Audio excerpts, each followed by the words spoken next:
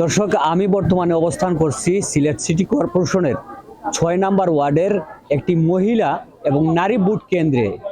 আপনারা দেখছেন এখানে স্বতঃস্ফূর্তভাবে নারীরা তাদের ভোট প্রয়োগ করছেন। মজার বিষয় হচ্ছে, বা আপনাদেরকে একটু যদি জানাতে চাই, এবারের নির্বাচনে পুরুষ ভোটার এবং নারী ভোটার দুটাই কিন্তু আলাদা করা হয়েছে, যার কারণে কেন্দ্রগুলো হয়েছে আলাদা।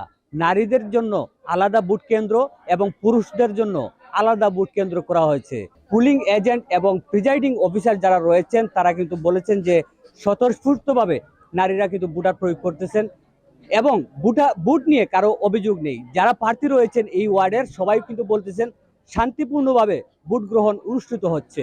এবং আপনাদেরকে যদি একটু ভিতরের দৃশ্য দেখাই, এখানে নারীদের উপস্থিতি কেমন ছিল, এবং সকালে একটু বেশি ছিল এবং এখনো কিন্তু সেই অবস্থান রয়েছে, এবং আরেকটু পর হয়তো আরো বাড়বে বা হয়তো ভোটার সংখ্যা একটু কমে যাবে।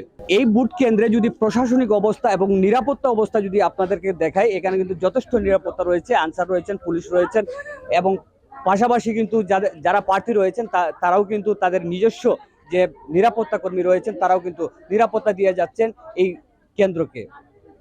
এখন পর্যন্ত কোনো অপ্রীতিকর কোনো ঘটনা ঘটেনি। আমরা যতটুকু জানি, প্রত্যেকটি কেন্দ্রে আমরা যতক্ষণ ঘুরেছি প্রত্যেকটি কেন্দ্রকেই আমরা দেখেছি স্বতঃস্ফূর্তভাবে নারীরা এবং পুরুষরা তাদের ভোট প্রয়োগ করছেন। আসলে আমরা আজকে এই সিলেট সিটি কর্পোরেশনের নির্বাচন এই প্রথমই ইভিএম এর মাধ্যমে হচ্ছে। আমাদের আজকে সিলেট সিটি কর্পোরেশনের প্রত্যেকটি নাগরিকের ভিতরে একটি কৌতূহল হচ্ছে কিভাবে ইভিএম এ ভোট দিতে হয়। আসলে ইভিএম এ ভোট দেওয়াটা অত্যন্ত সহজ এবং খুবই উপভোগ্য একটি জিনিস।